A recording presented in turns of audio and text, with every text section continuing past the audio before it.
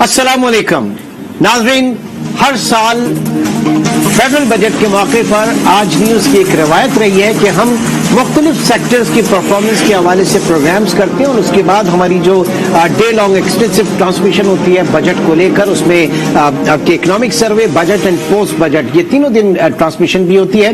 और जब हम सेक्टर स्पेसिफिक प्रोग्राम्स करते हैं तो इस साल भी हमने कुछ प्रोग्राम्स तरतीब दिए हैं, जिसमें एग्रीकल्चर के ऊपर हम बात करेंगे, लार्ज स्केल मैन्युफैक्चरिंग के ऊपर हम बात करेंगे, इंपोर्ट्स पे करेंगे, एक्सपोर्ट्स पे करेंगे, फाइनेंशियल मार्केट पे करेंगे, इन्वेस्टमेंट, टैक्सेशन और एनर्जी क्राइसिस। तो मुख्तलिफ प्रोग्राम्स होंगे जो कि शाम 6 बजे आप आज न्यूज पर बराह रास्त देख सकेंगे। अब जाहिर है कि 10 जून को माली साल 2022-23 का बजट आ रहा है। इस बजट में क्या क्या चीजें नहीं हो सकती हैं, और ये एक IMF के प्रोग्राम के तहत उसकी चंद कंडीशंस के हवाले से ये बजट होगा, तो यकीनन एक बहुत भारी पत्थर होगा जिसको इस मौजूदा हुकूमत ने चूमना है, और इसके सियासी जो है वो असरात भी यकीनन होंगे। बहरहाल आज के प्रोग्राम के पहले मैं अपने गेस्ट पैनल से आपका तारुफ कराता चलूं। कराची स्टूडियो में हमारे साथ मौजूद हैं कबूल मोहम्मद खटकान साहब। आप चेयरमैन हैं लेफ्ट बैंक कैनाल के और पास्ट प्रेजेंट रहे हैं सिंध चेंबर ऑफ एग्रीकल्चर के। बहुत शुक्रिया आपके वक्त का। जूम लिंक पे हमें ज्वाइन किया प्रोफेसर डॉक्टर जफर इकबाल रंधावा साहब ने। आप माहिर ज़रई उमूर हैं। डॉक्टर साहब आपका भी बहुत शुक्रिया। और ताहिर रज़ाक गुज्जर जो कि चेयरमैन है किसान काउंसिल के,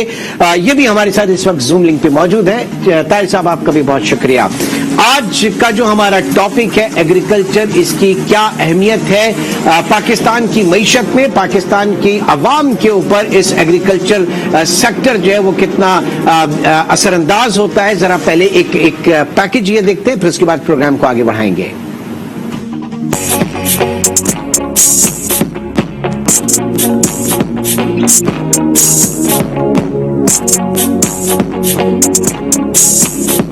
ज़रई शोबा पाकिस्तानी मईशत में रीढ़ की हड्डी की हैसियत रखता है। क़याम पाकिस्तान के वक्त ज़रई शोबे का मजमूई कौमी पैदावार में 53% हिस्सा था, जो अब सिर्फ 24% रह गया है।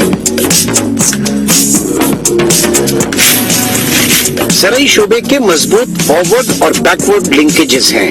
अव्वल, ये एग्रो बेस्ड इंडस्ट्रीज जैसे कि टेक्सटाइल, शुगर, टोबैको और बेवरेजेस वगैरह को खाम माल फराहम करता है। दोम, इसके इंडस्ट्रीज से बैकवर्ड लिंकेजेस हैं, मसलन फर्टिलाइजर, केमिकल और ट्रैक्टर्स वगैरह।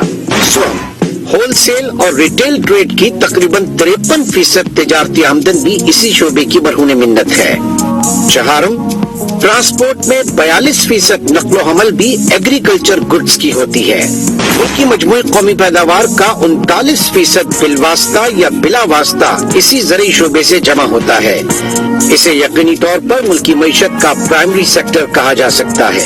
पाकिस्तान के 39% आबादी का रोजगार ज़रई शोबे से वाबस्ता है। हमारी बरामदात में एग्रीकल्चर एक्सपोर्ट का बिला वास्ता 20% और बिलवास्ता 34% हिस्सा है। मुल्क में निजी सरमायाकारी का 30% इसी सेक्टर में लगता है। और इन सबसे बढ़कर ज़रई शोबे का तख्फीफ गुर्बत और ग़िज़ाई तहफ़्फ़ुज़ में सबसे नुमाया किरदार है।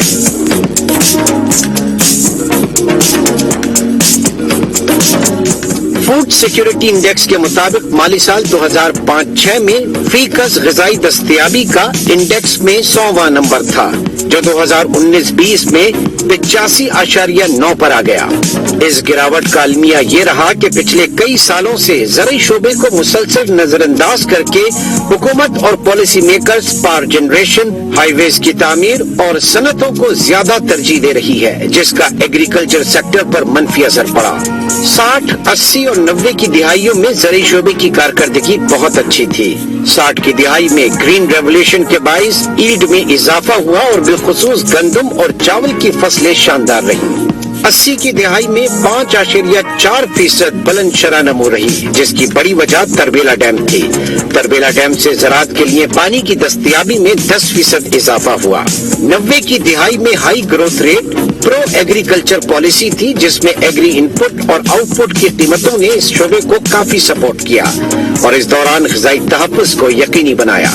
آج ضرورت اس بات کی ہے کہ ملک میں زرعی تحقیقاتی اداروں کو فروغ دیا جائے، ان کی سفارشات پر عمل کیا جائے، قابل کاشت رقبے کو وسعت دینے اور موسمیاتی تغیرات سے ہم آہنگ فصلوں کی کاشت کی جائے، پیداوار بڑھانے کے لیے روایتی طریقوں کے بجائے کارپوریٹ فارمنگ پر سرمایہ کاری کی جائے۔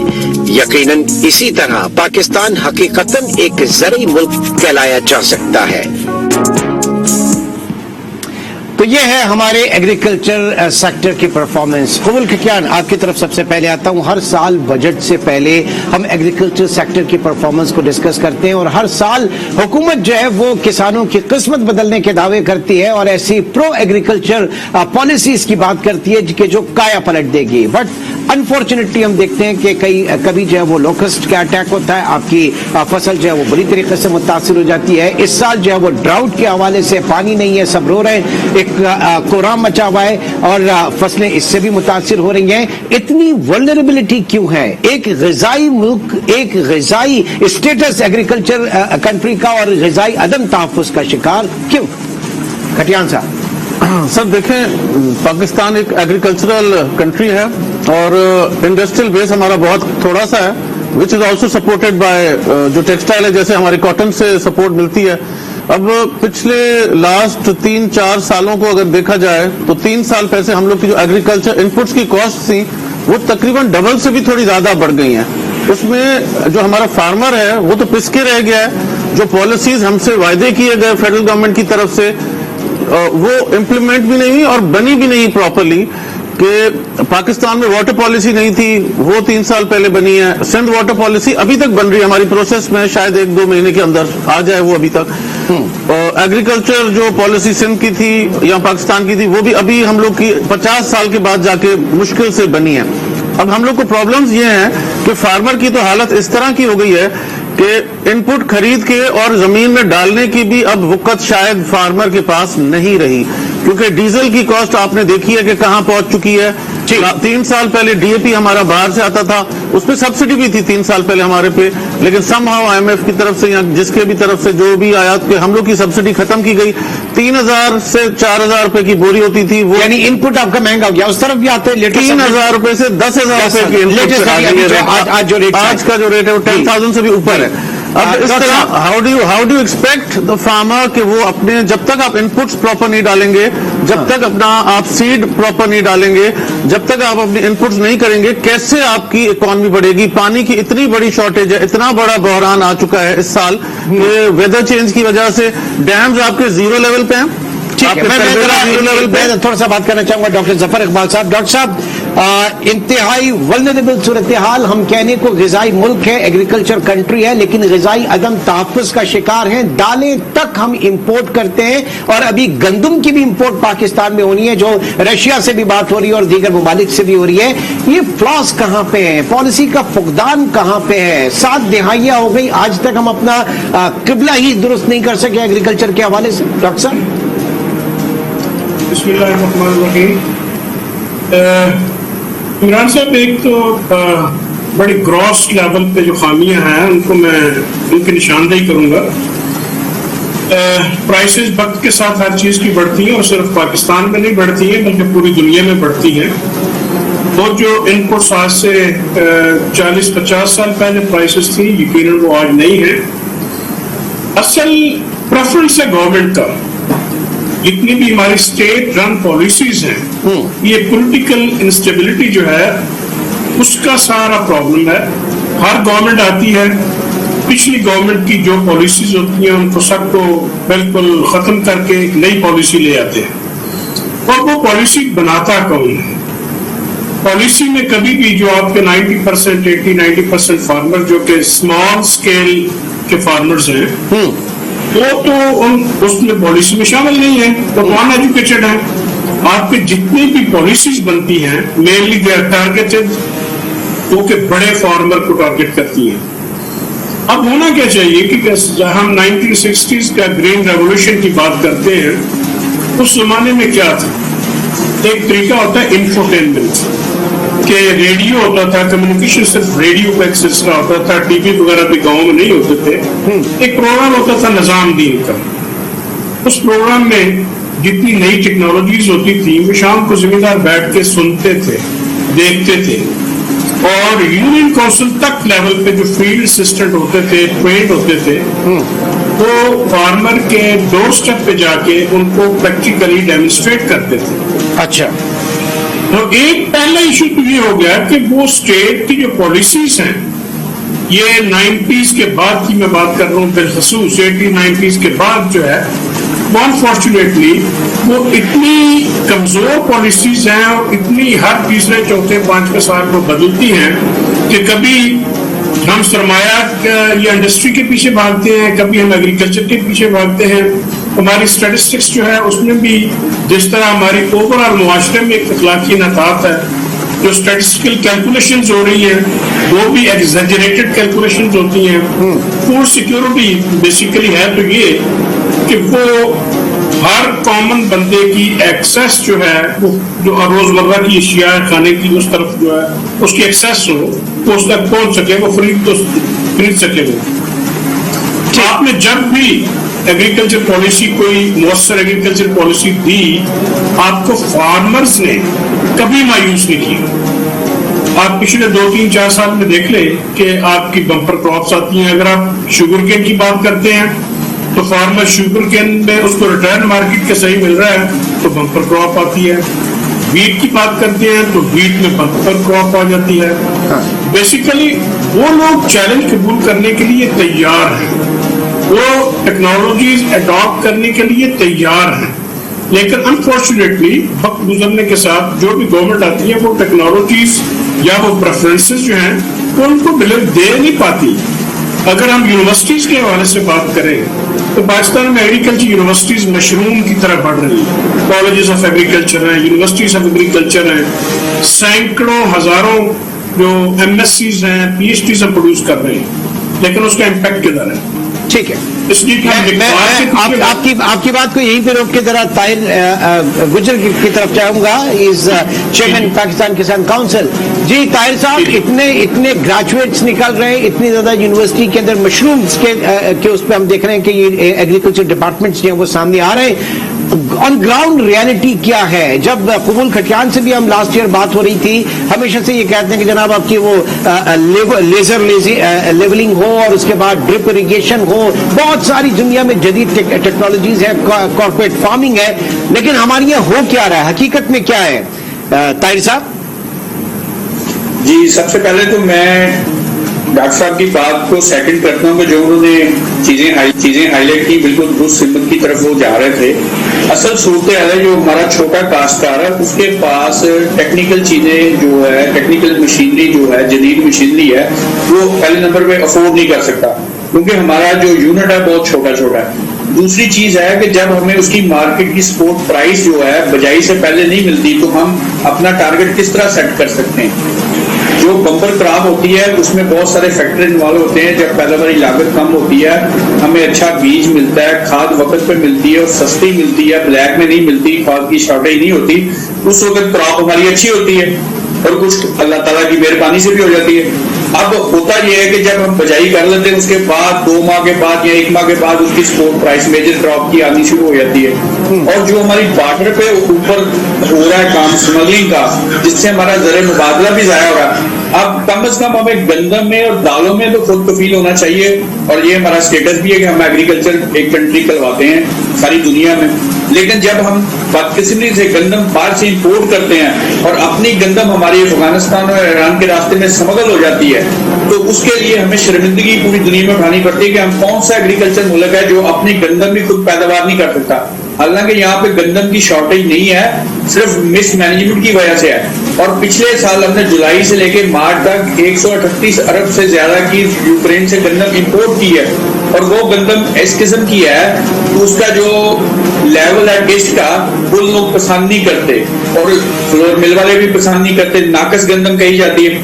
ہماری جو براؤن گندم ہے وہ پوری دنیا میں مشہور ہے، ٹیسٹ کے حوالے سے، روٹی کے حوالے سے ہم وہ اسمگل کر دیتے ہیں اور غیر معیاری گندم بعد کی امپورٹ کر دیتے ہیں، جس سے ہمارا یعنی بات یہ اس میں کچھ میں اس کو جب اسٹڈی کر رہا تھا تو 2004-05 کے بعد سے جو پاکستان کی جو لارج اسکیل مینوفیکچرنگ ہے اس میں سیمنٹ ہو گیا اور شوگر انڈسٹریز جو ہیں وہ ان کو ایک بے پناہ جو ہے اس میں گروتھ آئی ہے، اضافہ ہوا. اب اس کے پولیٹیکل ڈائمینشنز بھی ہیں. یہی گندم ہے جو کہا جاتا ہے کہ سندھ میں چوہے کھا گئے، اور اس کے بعد جب شوگر کے حوالے سے بات کرتے ہیں تو اس میں بہت اس کا بھی کہا جاتا ہے کہ جناب مافیا اس کے اندر موجود ہے، اور اس کے اوپر لاسٹ ایئر ہم نے دیکھا کہ پچھلی گورنمنٹ میں اس کے اوپر ایک کمیشن بھی بیٹھا تھا. بہرحال کچھ اسٹیٹسٹکس آپ کے ساتھ شیئر کرنا چاہیں گے ایگریکلچر گروتھ کے حوالے سے. اگر ہم دیکھیں جو پیٹرن ہے اس وقت ایگریکلچر گروتھ کا، یہ آپ کے سامنے ہے.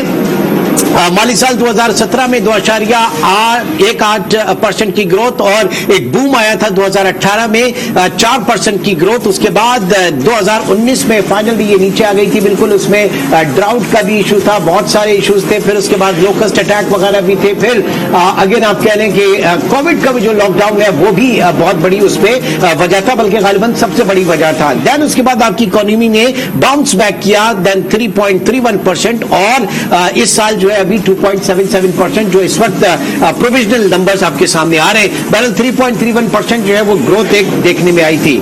آگے اس کے بعد دیکھتے ہیں کہ ایگریکلچر سیکٹر کا جو نیشنل اکانومی کے اندر جو کنٹریبیوشن ہے پاکستان کی ملکی معیشت کے اندر، یہ جناب ڈائریکٹ جو ہے آپ کا ویلیو ایڈڈ میں 19% کے قریب جو ہے یہ گروتھ دیتا ہے. اور اس کے بعد 19% جو ہے ویلیو ایڈڈ میں. ایکسپورٹس میں ہم دیکھ لیں کہ 21%. پرائیویٹ انویسٹمنٹ جو نجی سرمایہ کاری ہو رہی ہے ایگریکلچر کے شعبے میں وہ تقریباً 30% کے قریب ہو رہی ہے. امپلائمنٹ 42% ڈائریکٹ اور انڈائریکٹ پاکستان کی جو عوام ہے وہ زرعی شعبے سے وابستہ ہے، اور labour force that's equal to 45.8% کے قریب. اسی طریقے سے ایگریکلچر سیکٹر جو ہے اس کے فارورڈ اور بیکورڈ لنکیجز بھی ہیں، جیسے کہ ہم نے اس سے پہلے بھی بتایا تھا کہ مینوفیکچرنگ جو ہمارا سیکٹر ہے اسپیشلی ایگرو بیسڈ، وہاں پہ تقریباً 59-60% کے قریب جو ہے مینوفیکچرنگ یہ ایگریکلچر سیکٹر کا جو ہے کنٹریبیوشن ہے. Then wholesale, retail, transport, communication اور بینکنگ اینڈ انشورنس سیکٹر، ہر جگہ پہ ہم دیکھ رہے ہیں کہ جناب ایگریکلچر سیکٹر جو ہے وہ اس کی فلی انوالومنٹ ہے. اور تو یہ تھی مجموعی صورتحال. ایک بار پھر چلیں گے ذرا قبول کھٹیان کی طرف. قبول کھٹیان، اب یہ صورتحال ہے، اس صورتحال میں آپ کیا کہہ سکتے ہیں کہ ٹیکنالوجی کی ہم سے بات کرتے ہیں لیکن کیا ایکسس ٹو فائنینس نہیں ہے، اس وجہ سے نہیں آ پا رہا، یا پھر مڈل مین جو ہے وہ اس میں استحصال کر رہا ہے؟ پرابلم کہاں پہ؟ دیکھیں چھوٹے فارمر کے پاس تو اتنے پیسے ہی نہیں ہے کہ وہ ٹیکنالوجی باہر سے جو بھی آتی ہے، اگر ادھر زمین کی قیمت اگر 1 یا 2 لاکھ یا 3 لاکھ روپے ایکڑ زمین مل رہی ہے تو ٹیکنالوجی اگر اسپرنکلر سسٹم یا وہ کوئی خریدے تو وہ بھی تقریباً 1.5-2 لاکھ روپے کا پر ایکڑ کاسٹ آ جاتی ہے. اس پہ سبسڈی گورنمنٹ دیتی ہے آپ کو، 40-60 کا چل رہا ہے سبسڈی پہ، لیکن وہ 40% بھی پیسے شاید چھوٹے فارمر کے پاس. یونٹ ہمارا جیسے ہمارے دوست نے بتایا کہ بہت چھوٹا ہے کہ زمین وہ لینڈ ریفارمز کی وجہ سے قدرتی وہ جیسے بچے زیادہ پیدا ہوتے گئے تو وہ ڈیوائڈ ہوتے گئے لوگوں میں، وہ یونٹ بہت چھوٹا ہوتا چلا گیا ہے. پوری دنیا میں یونٹ ہمیشہ بڑا رہتا ہے تو اس کی وجہ سے اس پہ مشینری بھی لا سکتے ہیں آپ، کافی چیزیں بھی لا سکتے ہیں آپ. سب سے جو امپورٹنٹ چیز ہماری ہے، ہمیں اپنی policy long term and short term الگ الگ بنانی پڑے گی، اور اس پہ ہمیں فوکس کرنا پڑے گا کہ ایکسپورٹ اورینٹڈ ہماری جو چیزیں پیدا ہوتی ہیں ہمارے پاس ان کو باہر ایکسپورٹ اس طرح کی چیزیں پیدا کریں جو باہر ایکسپورٹ ہو سکیں اور ہم ڈالر کما سکیں. جب ہم ڈالر کما سکیں گے تو ہم اس مہنگائی کو بھی فائٹ کر سکیں گے.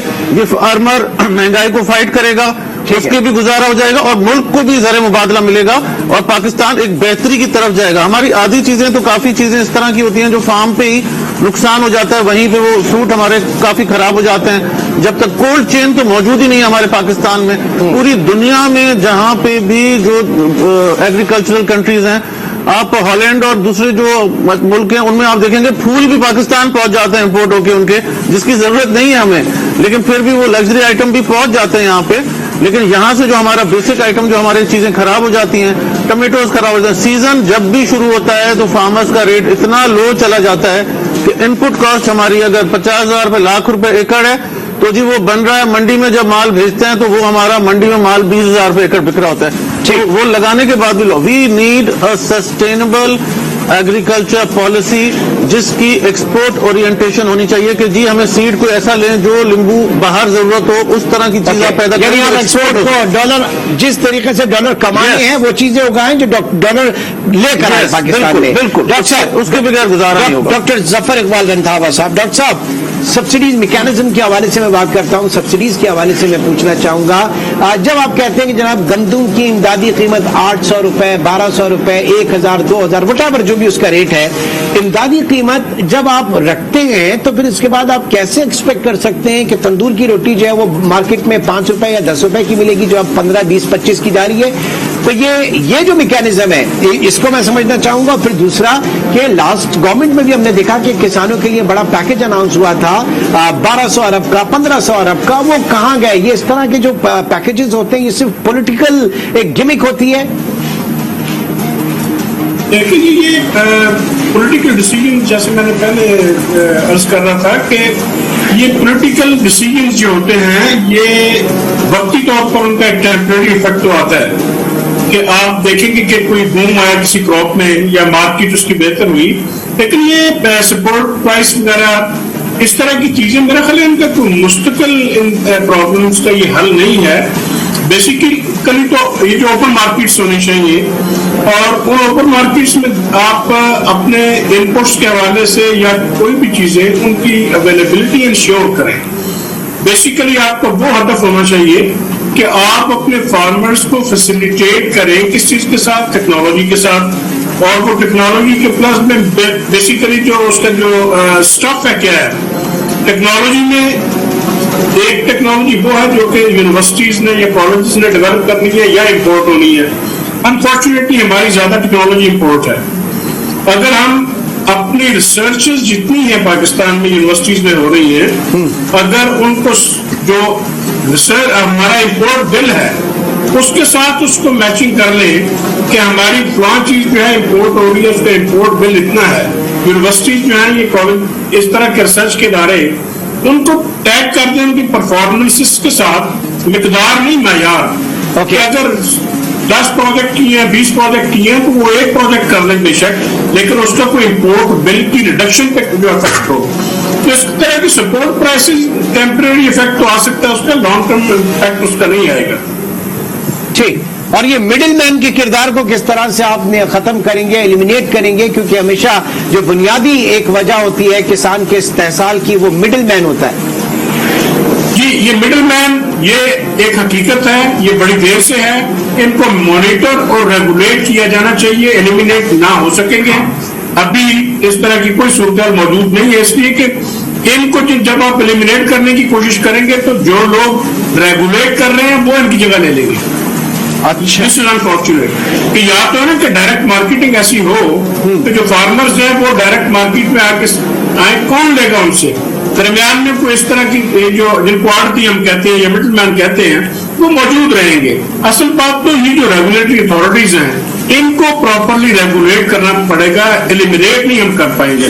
ٹھیک ہے, بہت اچھا پوائنٹ دیا آپ کا. طاہر رضا آپ کی طرف آتا ہوں. ریگولیٹ کرنا ہوگا ان کو, مڈل مین کو, ان کو آپ ایلیمینیٹ نہیں کر سکتے. کتنا وزن آپ سمجھتے ہیں اس سجیشن میں, اور کیا پھر میکینزم ہونا چاہیے؟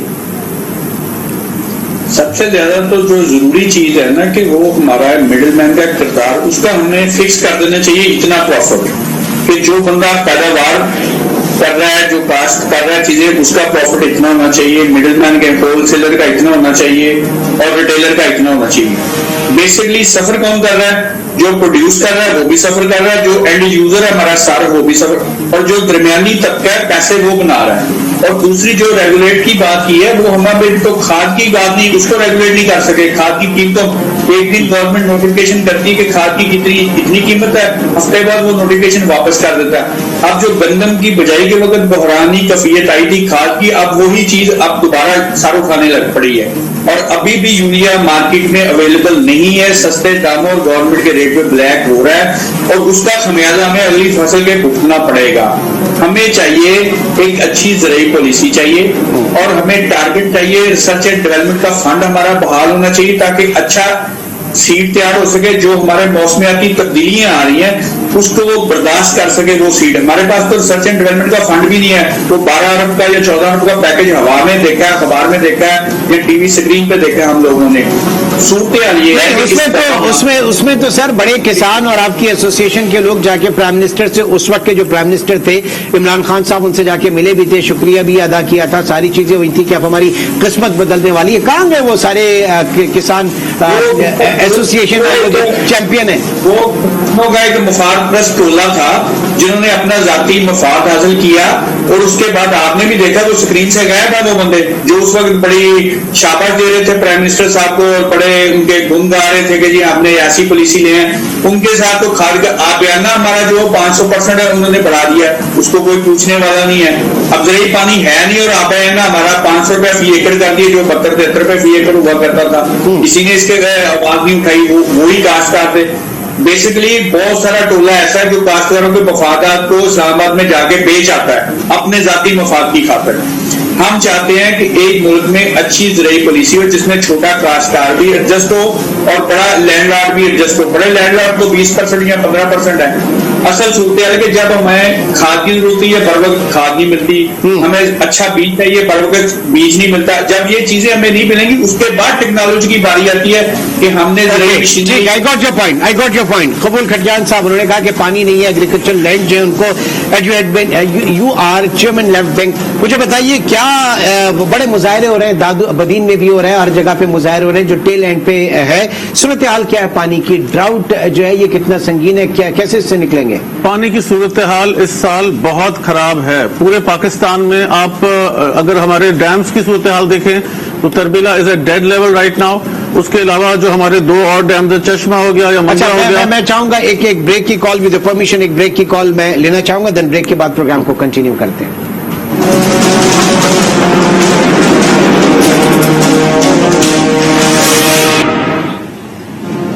Welcome back. बात कर रहे हैं पाकिस्तानी मईशत और मईशत में एग्रीकल्चर सेक्टर के किरदार। जब मजमूई जीडीपी आप देखते हैं, जीडीपी ग्रोथ देखते हैं और उसमें पाकिस्तान की एग्रीकल्चर सेक्टर की कंट्रीब्यूशन आप देखते हैं तो डायरेक्ट जो कंट्रीब्यूशन है वो तकरीबन 19% के करीब है।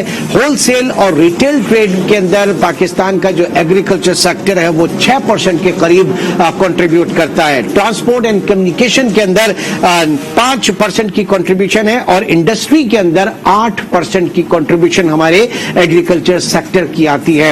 इंतहाई अहम शोबा, इंतहाई अहम जो है ये सेक्टर है जो मुसलसल मुख्तलिफ वक्तों में आप समझ लें कि अदम तवज्जही और जो तरजीहात जो है वो बदलती रहती हैं और एक हुकूमत जाती है और दूसरी हुकूमत आने के बाद पिछली हुकूमत की तमाम पॉलिसीज को रोल बैक कर देती है, तो ये इसी का शिकार हुई। बात कर रहे थे हम पानी के हवाले से, आबपाशी का पानी जो है इस वक्त नहीं है, ड्राउट की सिचुएशन है, फिर मौसमी जो तगय्युरात है उसके ऊपर भी हम बात करेंगे। पहले जरा एक स्लाइड में देखते हैं जो मैं आपसे पहले बात कर रहा था कि इकोनॉमी के अंदर जो कंट्रीब्यूशन है, this is 19% in direct, wholesale 6%, transport and communication के अंदर 5% और इंडस्ट्री में 8% कंट्रीब्यूशन जो है एग्रीकल्चर सेक्टर का है। जी, ये चलेगा उसी वक्त जब पानी मिलेगा और इकोनॉमी चलेगी, मईशत चलेगी। जी सर देखिए 2-3 मसले हैं। एक तो वेदर चेंज की वजह से पानी की हमारे पास शॉर्टेज इस साल तो बहुत शदीद शॉर्टेज पाकिस्तान में भी हो गई है और सिंध सूबे में उससे ज्यादा शॉर्टेज है हमारे पास। आज के दिन पे भी अगर आप देखें आपके पास रिवर फ्लो का पानी है, डैम आपका तरबेला एम्प्टी है, आपका मंगला में 10 दिन का पानी रह गया है, चश्मा में आपके पास 2 फुट पानी रह गया है, जो समझे 10-12 दिन का पानी है आपके पास, लेकिन रिवर फ्लो का पानी है 1,25,000 क्यूसिक से 1,30,000 क्यूसिक टुडे की रिक्वायरमेंट है। और जो रिवर फ्लो में जो पानी, जो बर्फ पिघल रही है आपकी, वो पानी जो आ रहा है आपके पास वो 95,000 से लेके लाख क्यूसिक पानी आपका आ रहा है। तो हमारे पास शॉर्टेज कम से कम 25 से 30,000 क्यूसिक तो पाकिस्तान में शॉर्टेज हो गई हमारे पास। अब हमें जो जरूरत है जिस चीज की, हमारे मुल्क में हमें रिसर्च इस तरह की करनी पड़ेगी, कम पानी वाले क्रॉप्स पे जाना पड़ेगा ताकि फार्मर सस्टेन कर सके। उसके अलावा हमें फार्मर ट्रेनिंग प्रोग्राम लाने पड़ेंगे। इतना बड़ा बजट जो आपने हमें बताया कि ये 10-15 बिलियन पिछली गवर्नमेंट ने पता नहीं कहां कर दिए, गुम हो गए, समझ ही नहीं आ रही है। We have to do farmer training programmes बहुत कम पैसों में। जैसे हमारे दोस्त ने पहले बताया कि रेडियो पे पुराने जमाने में होती थी, तो अब तो हर बंदे के पास मोबाइल फोन अवेलेबल है, بہت کم پیسوں میں یہ کام ہو سکتا ہے شاید, اور یہ کرنا بھی چاہیے ہمیں. فارمر ٹریننگ ہم پروگرام کریں تاکہ لوگوں کو ہم سکھا سکیں, جو چھوٹا ہمارا فارمر ہے اس کو, کہ کیسے بہتر ییلڈ ہمیں امپروو کرنی پڑے گی اپنی جو اویئرنیس کیمپین چلائیں. ڈاکٹر ایک سر آخری چیز میں جو کہوں گا کہ ہمیں فوڈ پروسیسنگ یونٹس پہ پورے پاکستان میں جانا پڑے گا. جب تک ہم اپنی چیزیں پروسیس نہیں کریں گے, پیک نہیں کریں گے اور ان کو باہر نہیں بھیجیں گے, ہم ملک ہمارا سسٹین نہیں کر سکے گا. We have to get into food processing. Sindh government نے SCDF کا ایک ادارہ بنایا ہے, بہت اچھا ادارہ ہے. اس کی وجہ سے 100 نئی انڈسٹری کو فائدہ بھی ہوا ہے اور نئی انڈسٹری لگی بھی ہے ہمارے پاس سندھ میں, اور تقریباً 100 انڈسٹریز لاسٹ 2-2.5 سال میں لگ چکی ہیں. ٹھیک ہے. بٹ پورے پاکستان میں میں چاہتا ہوں کہ یہ اس طرح کا ادارہ ہو جو انٹرسٹ ریٹ سبسڈی دے لوگوں کو, اور ہم فوڈ پروسیسنگ کی طرف ایزی کرے, ایکسس ان کا ایزی کرے فائننس کی طرف. جی ڈاکٹر صاحب, یہ جو بات کی جا رہی ہے موسمی تغیرات, جو اتنا انتہائی ولنریبل صورتحال ہے, اور پانی کی تقسیم, ابھی سندھ میں پانی نہیں ہے اور کہا جا رہا تھا جناب پنجاب نے جو وہ پانی روکا ہوا, یہ سندھ کی طرف کا ایک موقف ہے پچھلے دنوں سنا گیا. یہ اس سے کیسے بچا سکتا ہے؟ پھر دوسرا, جو واٹر انٹینسو فصلیں ہیں ان کو ہم ترک کیوں نہیں کرتے, ہم ان کی جگہ, یہ کیونکہ روایتی چیزیں چل رہی ہیں ابھی بھی, اور وہ پورا لیپس ہو جاتا ہے. اگر ایک فصل ڈیلے ہوتی ہے, نقصان ہوتی ہے, تو وہ پوری کی پورے سائیکل جو ہے وہ ربیع و خریف کا وہ لیپس ہو جاتا ہے, اس میں پرابلمز آ جاتے ہیں. ڈاکٹر صاحب. جی عمران صاحب, اس میں دو تین چیزیں جیسے طاہر رزاق صاحب بھی فرما رہے تھے کہ کبھی یہاں ڈیفائن کر دی گئی تھی 7-8 ایگرو ایکولوجیکل زونز ڈیفائن کر دی گئی تھی پورے پاکستان میں, اور یہ کراپنگ پیٹرن بھی آلریڈی, کوئی کاٹن زون تھی, کوئی شوگر کین بیلٹ کہلاتی تھی, اس طرح کی جو چیزیں تھیں وہ اس کے ساتھ کلائمیٹ چینج ہمارے کنٹرول میں نہیں ہے. کلائمیٹ چینج جو ہے یہ ہمارے کنٹرول میں ہو تو ہم کلائمیٹ چینج نہیں ہونے دیں, لیکن وہ جو چیز ہمارے بس میں نہیں ہے, ہم ٹری پلانٹیشن کر دیں گے کچھ فرق پڑے گا, لیکن ہمیں کرنا کیا ہے. فار ایگزامپل ایک کراپنگ زون ہے, آپ اس میں جو اہم آپ مس کر رہے ہیں ایریا لائف سٹاک کا ایریا ہے, کہ آپ کے پاس جتنی رینجز ہیں, چولستان ہے, تھل ہے اور رینجز ہیں, وہاں لائف سٹاک جو اسمال ریمیننٹس ہیں, شیپ گوٹ وغیرہ, ان کی بڑے بڑے ہرڈز ڈیولپ ہو سکتے ہیں. دوسری طرح یہ جو ہم لائف سٹاک کے حوالے سے آتے ہیں, جو ملک اینیملز ہیں, ان کے لیے یہ علاقے جو ہیں یہ سوٹ نہیں کرتے ہیں, کہ وہ چونکہ ٹھنڈے علاقوں میں رہنے والے ہیں, ہمیں چاہیے کہ وہاں جا کے جو ماؤنٹینس ریجنز ہیں جہاں ٹیمپریچر کنٹرول ہے, وہاں ان کی پروڈکشن بہتر ہوگی. جتنی ہماری بفلو بیلٹس ہیں, وہ جتنی دریاؤں کی بیلٹس ہیں, ان کے دونوں کناروں پہ 3-4 کلومیٹر کی بیلٹس کو ڈکلیئر کیا جائے بفلو بیلٹس کے حوالے سے, تو وہ کلائمیٹ چینج کو خود میٹیگیٹ کو اس طرح ہو جائے گی, اس کے جو افیکٹس ہیں. ہم کرتے یہ ہیں کہ ہم بفلو کو تو پالنے کی کوشش کرتے ہیں پہاڑی ایریا میں, اور ہم اسی طرح کے جو رینجز ہیں ان کو خالی چھوڑ کے ہم ڈیولپ کر رہے ہیں, جو اسٹاف اس کے ان کو باندھ کے ایک جگہ پہ ان کے اوپر فارمولے لگا رہے ہیں, تو کاسٹ آف پروڈکشن بڑھ جاتی ہے. کراپس کے حوالے سے بھی جیسے طاہر رزاق صاحب نے بالکل صحیح فرمایا ہے کہ دوبارہ اس کی ڈیفائن کرنے کی ضرورت ہے کہ کون سے ایریاز میں کون سی کراپ چلتی ہیں. جہاں تک آلٹرنیٹو کراپس کی بات ہے, بہت سی آلٹرنیٹو کراپس ڈیولپ ہو چکی ہیں. یہ مورنگا ہے, کنوا ہے, اس طرح کی اور بھی بہت سی, زیتون پہلے کبھی نہیں لگتا تھا, اب لگ رہا ہے. تو یہ کلائمیٹ چینج کے ساتھ ساتھ ہمیں بدلنا ہوگا, اور اس میں کافی کام آلٹرنیٹو کراپس میں ہو رہا ہے اور کافی سکسیسفلی آگے بڑھ بھی رہا ہے. So we need to go in agriculture reforms. Yes, we need to go in agriculture reforms, and those reforms which are suitable not only to the large farmer but to the small scale farmer as well. اور ان کو پنجابی میں سمجھائیں, وہ انگریزی نہیں سمجھتے ہیں policy کی, ان کو بٹھائیں اپنے پاس, ان کو بتائیں کہ ہماری پالیسی یہ ہے, ان سے ان پٹ لیں ان کی اصل پرابلم کیا ہے. آپ اگر گاڑی لینے جاتے ہیں فار ایگزامپل, تو آپ کو کس انٹرسٹ پہ ریٹ پہ ملتی ہے. اگر آپ کوئی ایگریکلچر اکوپمنٹ لینے جاتے ہیں تو وہ کون سا انٹرسٹ ریٹ پہ ملتا ہے. یہ چیزیں میرا خیال ہے دیکھنے کی ہیں, یہاں ان کو دیکھنا چاہیے. لیکن سر سب سے بڑا مسئلہ جو ہے وہ ایکسس ٹو فائنینس ہے نا. ایک عام چھوٹے کسان کے لیے وہ زرعی ترقیاتی بینک جائے گا, وہاں سے اس کو کیا ملے گا, اس کو مارگیج میں کیا دینا ہے, پھر کمرشل بینکس جو ہیں وہ اس کو کتنا میں دیں گے, اور ادروائز وہ روایتی طور پہ وہ جو واڑی سندھ میں کہتے ہیں جس کے پاس اس نے اپنا عزت نفس تک جو ہے وہ گروی رکھوا دی گئی ہوتی ہے. یہ سب سے بڑا مسئلہ تو ایکسس ٹو فائنینس ہے.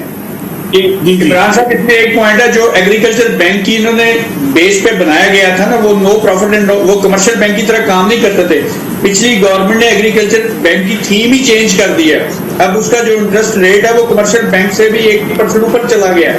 अब वो बेनिफिशियरी नहीं रहा बैंक ठीक, किसी भी काम। चलें, ये मामला तो बहुत सारे हैं। इस पे सर मैं ऐड करना चाहूंगा। देखिए स्टेट बैंक की जो पॉलिसी है ना, that has to be they have to understand कि हमें जो हमारा छोटा फार्मर है उनको अगर वो क्रेडिट कार्ड लेने जाता है तो उसको क्रेडिट कार्ड ही नहीं मिलता। सर, आने वाले प्रोग्राम्स में बजट ट्रांसमिशन में इन तमाम चीजों को हम डिस्कस करेंगे। एक बड़ा तरीन इश्यूज का बहरहाल बहुत बहुत शुक्रिया कबूल खटियार साहब, प्रोफेसर डॉक्टर जफर इकबाल साहब और ताहिर रजा गुज्जर साहब। आज के प्रोग्राम से इंशाल्लाह आपसे कल मुलाकात होगी एक नए टॉपिक के साथ, नए सेक्टर की परफॉर्मेंस के साथ। टिल देन टेक केयर, अल्लाह हाफिज।